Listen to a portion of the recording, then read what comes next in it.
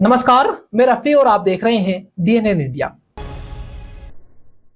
अजमेर के JLN hospital में OPD से बच्चा गुम होने की सूचना के बाद हड़कंप मच गया। हॉस्पिटल प्रशासन को सूचना मिलते ही प्रशासन हरकत में आया और हॉस्पिटल के चारों गेट बंद करवा दिए। गार्ड और प्रशासन ने बच्चे की पूरे हॉस्पिटल में तलाश की। इस दौरान गार्ड को बच्चा पहली मंजिल पर खेलता हुआ मिला। अजमेर के जेएलएन हॉस्पिटल में ओपीडी से बच्चा गुम होने की सूचना के बाद चारों तरफ हड़कंप मच गया। हॉस्पिटल प्रशासन को सूचना मिलते ही प्रशासन हरकत में आया और हॉस्पिटल के चारों गेट बंद करवा दिए गए।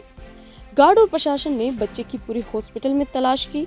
इस दौरान गार्ड को बच्चा पहली मंजिल पर खेलते हुए मिला। फायसागर रोड निवासी चंदन यादव अपनी पत्नी के साथ डॉक्टर को दिखाने के लिए जेएलएन हॉस्पिटल की ओपीडी में पहुंचे थे। इस दौरान दोनों पति पत्नी अपने 3.5 साल के बच्चे को भी साथ में लाए थे। बच्चा भीड़ ज्यादा होने के कारण माता पिता से बिछड़ गया। मां ने जब अपने बेटे को नहीं देखा तो पति को उसकी जानकारी दी गई। पति पत्नी हॉस्पिटल अधीक्षक के कक्ष में पहुंचे और बच्चा गुम होने की उन्हें जानकारी दी। इस पर अस्पताल प्रशासन तुरंत हरकत में आया और जेएलएन अस्पताल के चारों तरफ के सभी गेट बंद करवा दिए गए। गार्ड को ढूंढने के निर्देश दिए गए। करीब 1 घंटे तक ढूंढने के बाद बच्चा पहली मंजिल पर गार्ड को खेलता हुआ मिला। अस्पताल अधीक्षक अरविंद खरे ने कहा कि उन्हें बच्चा गुम होने की सूचना मिली थी। इस पर सभी गेट बंद करवाकर बच्चे की तलाश करवाई गई। बच्चा पहली मंजिल पर खेलते खेलते पहुंच गया था। कहा कि अस्पताल में जरूरत पड़ने पर ही अपने बच्चों को लेकर आएं, वरना उन्हें घर पर ही रखें। ऐसा है, हमारे यहाँ पर हमने ओपीडी और आईपीडी और सब जगह हमने गार्ड्स लगा रखे हैं और मैं विशेषकर धन्यवाद देना चाहूँगा रेक्सो के गार्ड्स को। इन्होंने बहुत अलर्ट से अपने सारे गार्डों को बाई फोन इन्होंने अलर्ट कर दिया और सारे गार्ड्स वगैरह एक्टिव हो गए और इन्होंने सारा मूवमेंट करा। और मेरा पब्लिक से निवेदन है कि जब अस्पताल में ओपीडी में बहुत भीड़ रहती है तो कम 2 निर्देश है कि अपने बच्चों को जरूरत हो तो लाएं, नहीं तो नहीं लेके आए, दिखाना हो तो। और अदरवाइज क्या है, अपने पर्स का भी ध्यान रखें क्योंकि यहाँ पर क्या है, कई बार के जेब कतरे वगैरह भी यहाँ पर वो एक्टिव रहते हैं। तो आए तो अस्पताल में यहाँ पर सारी चीज निःशुल्क उपलब्ध होती है। तो यहाँ मुझे लगता नहीं पर्स वगैरह कोई लेके आना है, थोड़ा बहुत भी धन लेके आए तो जो कि किराए वगैरह का आने जाने का, बाकी सारी सुविधा उपलब्ध है। यहाँ पर दवाएं भी मिलती है। और दूसरा, अपने बच्चों का विशेष ध्यान रखें। तीसरी, गर्मी बहुत है, यहाँ पर बहुत मरीजों की भीड़ रहती है तो उस समय भी कई बार सफोकेशन वगैरह हो सकता है, तो इस चीज़ का विशेष ध्यान रखें। और एक अच्छी खबर है कि आज हमें ये बच्चा तुरंत बहुत 1 घंटे की मशक्कत के बाद वापस मिल गया। ये अभी क्या हुआ, 10 बजे के 10:30 बजे के आसपास की बात है। जवाहरलाल नेहरू में एक माँ और बच्चा और उसके पिताजी आए थे ईएनटी के कुछ अपना दिखाने। तो छोटा बच्चा था 4 साल का, तो वो क्या मिस हो गया। अब मिस होने में भीड़ पड़ती है तो उसमें पता नहीं चला बच्चा कि कहाँ गया। तो माँ रोते हुए ढूंढ रही थी। तो हमने तुरंत प्रभाव से सारे गेट बंद करवा के सारे गार्ड और जो सुरक्षा कर्मी थे सबने मिलकर ढूंढा और कोशिश करने के बाद वो 15-20 मिनट की मशक्कत के बाद वो मिल गया। फिर उनको अपने माँ को सुपुर्द कर दिया उनको, और माँ थोड़ा खुश है, नहीं तो रो रो के उनका बुरा हाल हो गया था। राजस्थान लोक सेवा आयोग के अध्यक्ष पद का कार्यभार राजस्थान पुलिस के पूर्व महानिदेशक उत्कल रंजन साहू ने संभाल लिया है। अजमेर में आयोग कार्यालय पहुंचने पर अधिकारियों और कर्मचारियों ने उनका स्वागत किया। राजस्थान लोक सेवा आयोग के अध्यक्ष पद का कार्यभार राजस्थान पुलिस के पूर्व महानिदेशक उत्कल रंजन साहू ने संभाल लिया है। अजमेर में आयोग कार्यालय पहुंचने पर अधिकारियों और कर्मचारियों ने उनका स्वागत किया। इस अवसर पर डीआईजी ओम प्रकाश और एसपी वंदिता राणा सहित अन्य वरिष्ठ पुलिस अधिकारी भी उपस्थित रहे। कार्यवाहक अध्यक्ष कैलाश चंद्र मीणा ने उन्हें कार्यभार सौंपा, जबकि सचिव रामनिवास मेहता ने उन्हें पद और गोपनीयता की शपथ दिलाई। मीडिया से बातचीत में साहू ने कहा कि परीक्षा प्रक्रिया में गोपनीयता आवश्यक है, लेकिन यह युवाओं के विश्वास को बनाए रखते हुए होनी चाहिए। उन्होंने स्वीकार किया कि कोई भी व्यवस्था 100% सही नहीं होती है, लेकिन सुधार की संभावनाएं हमेशा मौजूद रहती है। अल्पकालिक कार्यकाल के बारे में उन्होंने कहा कि आयोग की कार्य प्रणाली को समझने में समय लगेगा, फिर भी उपलब्ध समय में सर्वश्रेष्ठ प्रयास किए जाएंगे। आरएस 2024 की मुख्य परीक्षा की तिथि में परिवर्तन की मांग के संबंध में साहू ने कहा कि वे इस विषय से अवगत हैं, लेकिन अभी कोई वादा नहीं कर सकते। उन्होंने आश्वासन दिया कि पूर्व में हुई पेपर लीक की जैसी घटनाओं की पुनरावृत्ति न हो, इसके लिए सभी आवश्यक कदम उठाए जाएंगे।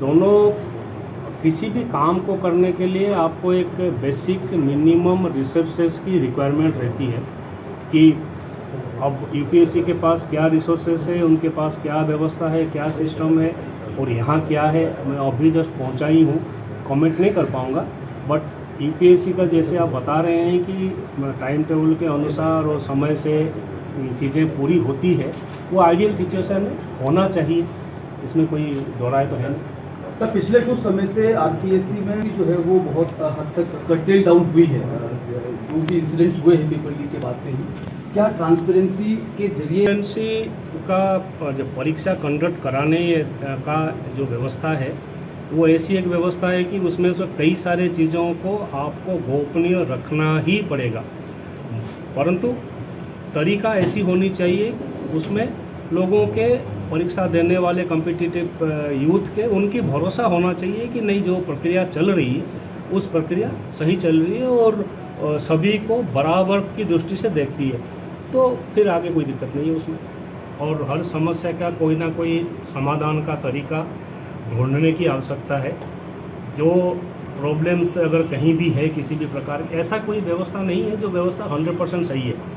हर व्यवस्था में कुछ ना कुछ रिव्यू करके सुधार करने की गुंजाइश हर वक्त रहती है, तो उसी से ही रहेगा कि कितना कर सकते हैं बेटर और कितना सुधार कर सकते हैं ताकि जो व्यवस्था है वो सही रहे।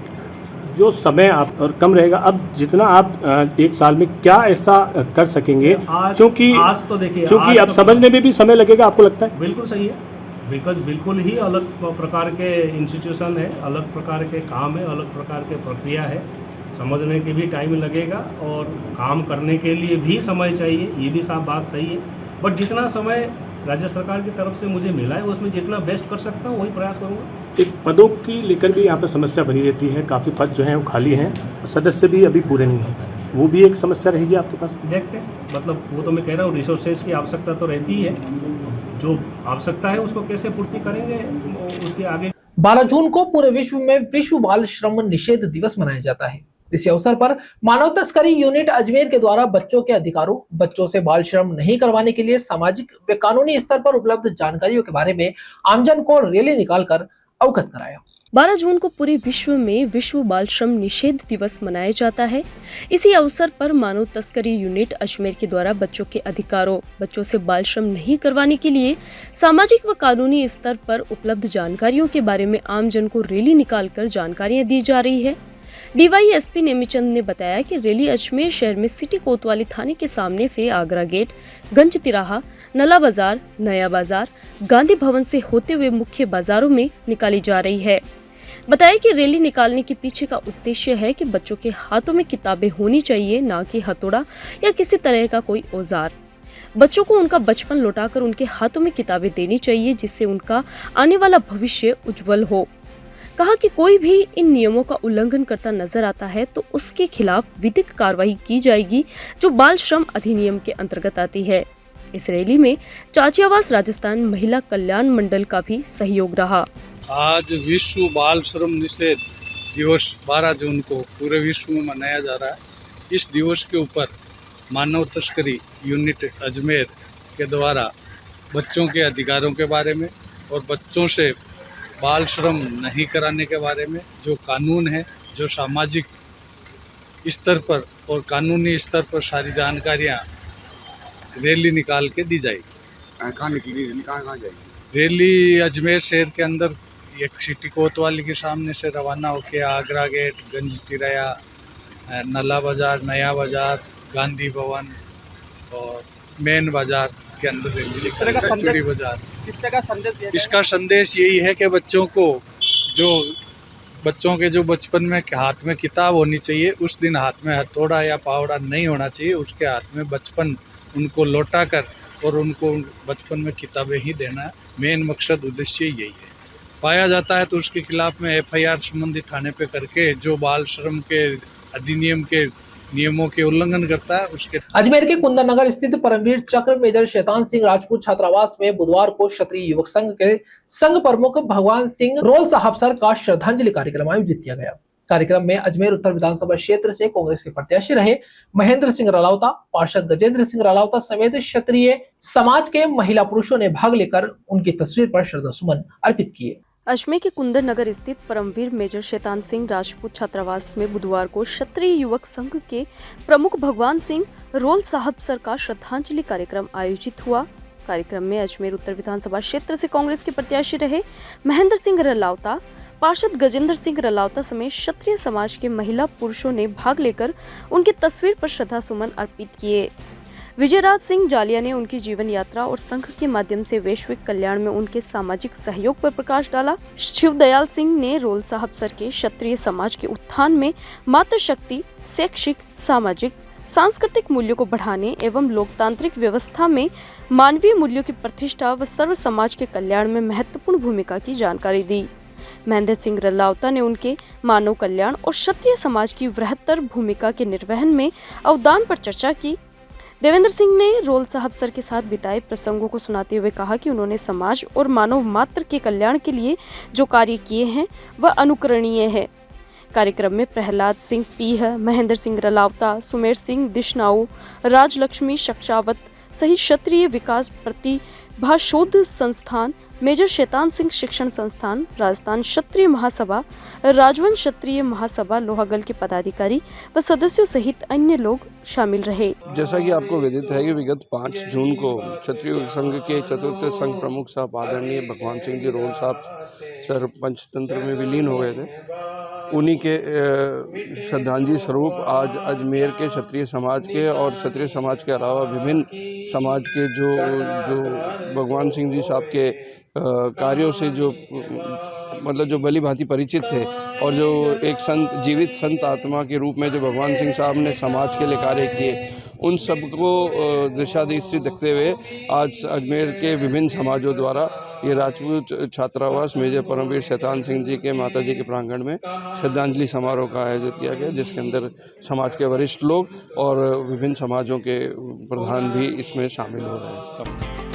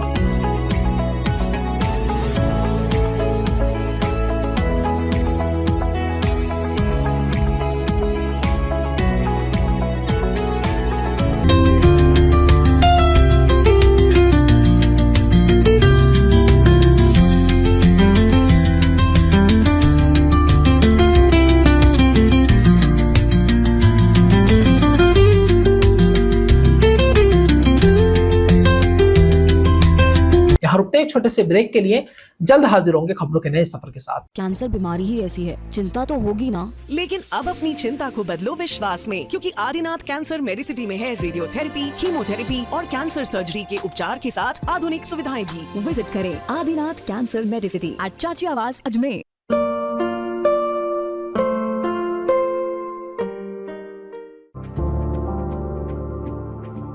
Excited? Holidays will be very boring for me.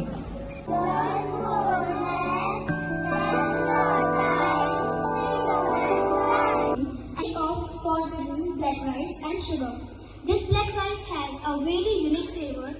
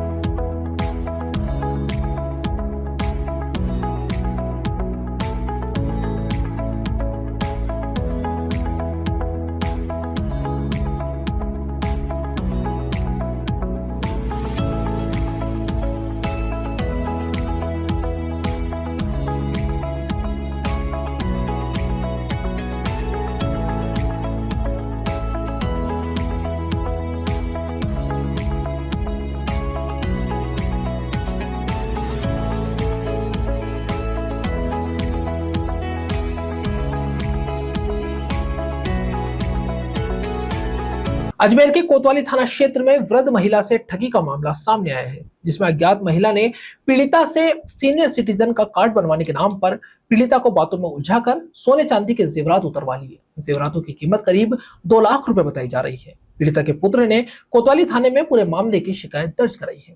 Ajmer के कोतवाली थाना क्षेत्र में वृद्ध महिला से ठगी का मामला सामने आया है, जिसमें अज्ञात महिला ने पीड़िता से सीनियर सिटीजन का कार्ड बनवाने के नाम पर पीड़िता को बातों में उलझाकर सोने चांदी के जेवरात उतरवा लिए। जेवरातों की कीमत करीब 2 लाख रुपए बताई जा रही है। पीड़ित के पुत्र ने कोतवाली थाने में पूरे मामले की शिकायत दर्ज करवाई है, जहां पुलिस ने मामला दर्ज कर अग्रिम कार्रवाई शुरू कर दी है।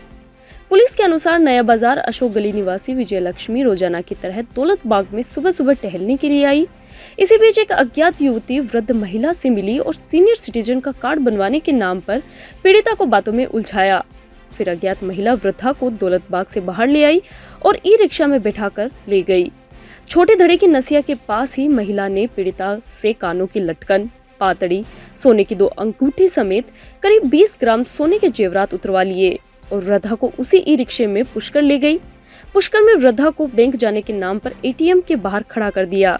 फिर वहां से ऑटो करके वापस अजमेर मित्तल चौराहा बैंक ऑफ बड़ौदा के वहां पीड़िता को ले आई और वृद्धा को अपनी गाड़ी में वापस उसके घर छोड़ने के नाम पर वहां से भाग निकली, जिस पर पीड़ित पक्ष की ओर से कोतवाली थाने में चोरी का मुकदमा दर्ज करवाया गया। पुलिस द्वारा सीसीटीवी फुटेज खंगाले जा रहे हैं। पुलिस पूरे मामले की जाँच में जुटी हुई है। मुकदमा ये उसके बेटे ने कराया है, राम अवतार सोनी ने, कि उसकी माताजी है विजय लक्ष्मी, जो सुबह रोजाना ही जाती है दौलत बाग में मॉर्निंग वॉक के लिए। तो 7:30 बजे गई थी दौलत बाग में, घूम रही थी। वहाँ पर एक लड़की जिसकी उम्र है 30-35 वर्ष, रंग सांवला, उसके पास आकर कहा कि आपका सीनियर सिटीजन का कार्ड बनवा दूंगी। बातों में लगा ली, साथ में दौलत बाग से बाहर ले आई और सामने ई रिक्शा पहले से ही खड़ा था, उसमें बैठाकर लड़की कुछ दूर पर कानों की लटकन व कान की चैन, पातड़ी, सोने की 2 अंगूठी, उनका वजन करीब है 20 ग्राम, कीमत 2 लाख रुपए छोटे धड़े की नसियों के पास उतरवा ली और पर्स में रखने को कहा। पर्स अपने पास रख लिया और वहाँ से उसी ई रिक्शे में पुष्कर लेकर गई। ई रिक्शा वहाँ से रवाना कर दिया तो उसकी माँ है जो एटीएम के बाहर खड़ा कर दिया, कहा कि मैं बैंक जाकर आती हूँ। बाहर आकर फिर बोला अब अजमेर चलो। वहाँ से ऑटो रिक्शा किराए पर लिया। उसी ऑटो रिक्शा में उसे मित्तल चौराहे बैंक ऑफ बड़ौदा के बाहर रोका और मेरी माँ को कहा कि उतर जाओ। जब मेरी माँ ने अपने सोने वाला पर्स को मांगा तो उसने कहा कि माताजी मेरी गाड़ी ला रही हूँ और आपको वापस छोड़ दूँगी, फिर वह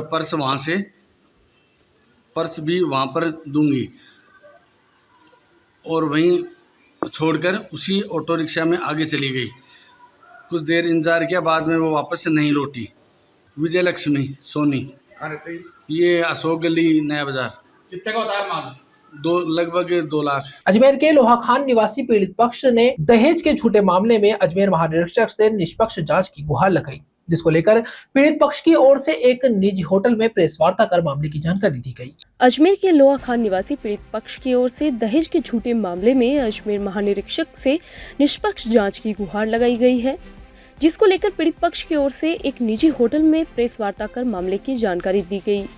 पीड़ित लोकेश सोनी ने बताया कि 8 नवंबर 2019 में वैशाली नगर निवासी अंकिता सोनी से उनकी शादी हुई थी।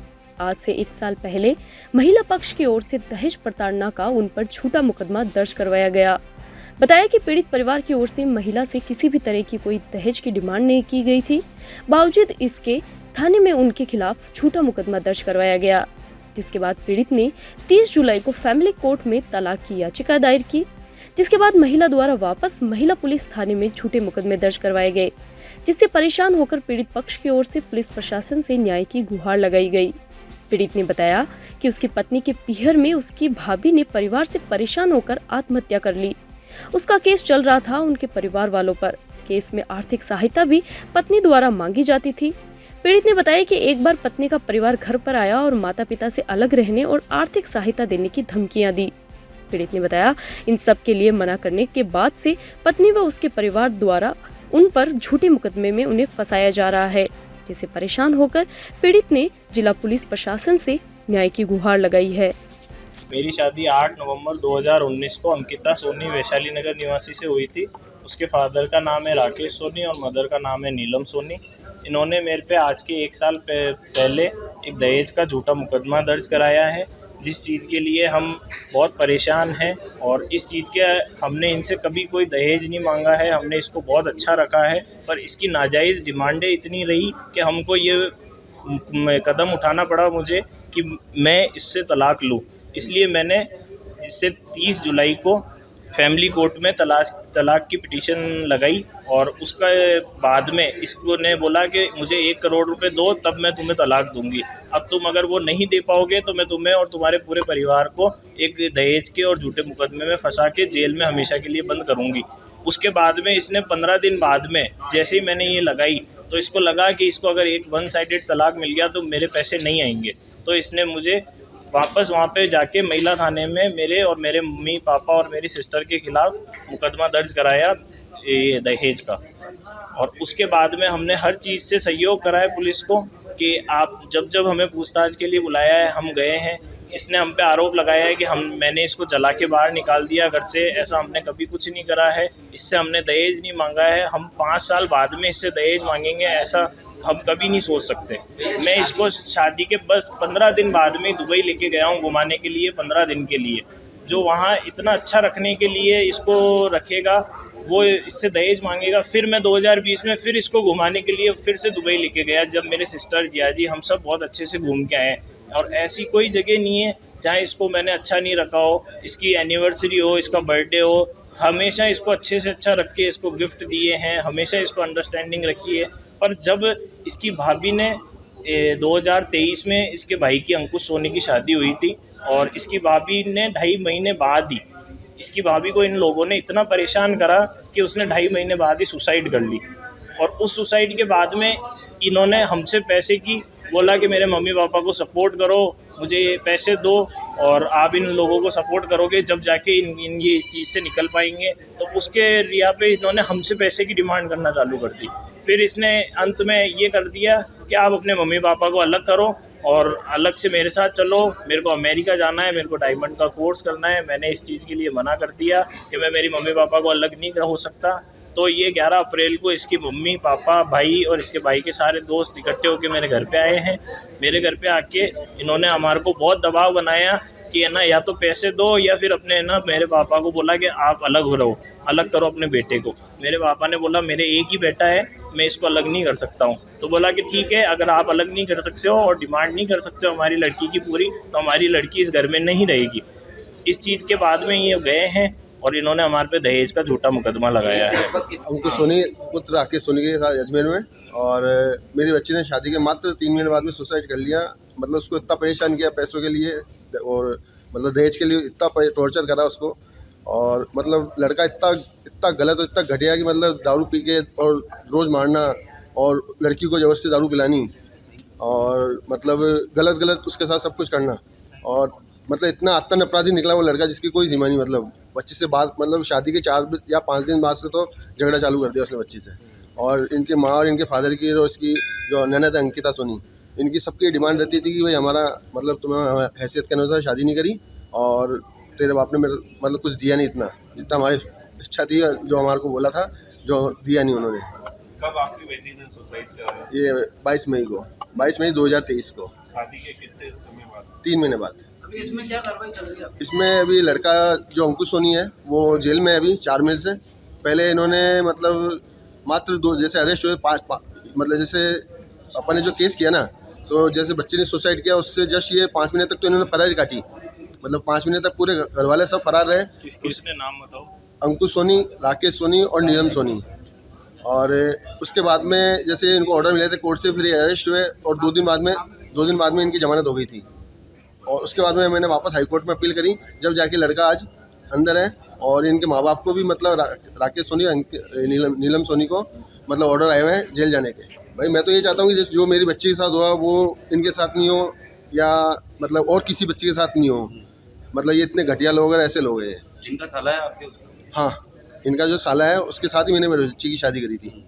और आज वो अंदर है, 4 महीने से जेल में हो और माँ बाप को भी मतलब ऑर्डर तो कब के हो गए उनके, लेकिन हाई कोर्ट से उनको 6 दिन मतलब 6 हफ्ते की रिलीफ मिली हुई अभी। खबरों के सफर में अभी सिर्फ इतना ही, फिर हाजिर होंगे खबरों के नए सफर के साथ। तब तक के लिए दीजिए इजाजत, नमस्कार।